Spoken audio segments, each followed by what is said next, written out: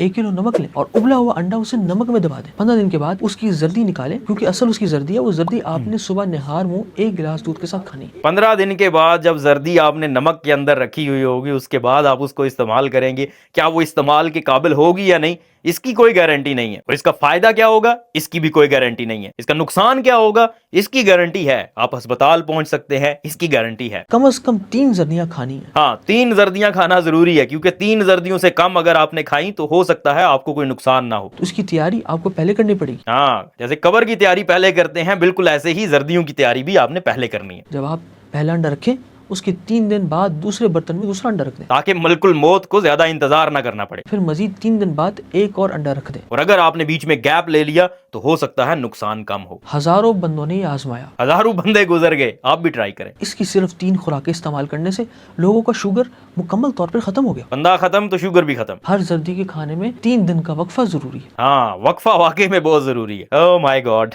पता नहीं हम लोग कब सीखेंगे और कब इस तरह के लोगों की पकड़ होगी जो बगैर सोचे समझे, बगैर कॉन्सिक्वेंसेस को देखे कि इसका लोगों की सेहत पे क्या असर हो सकता है, बस वीडियो बनाने के चक्कर में बना देते हैं।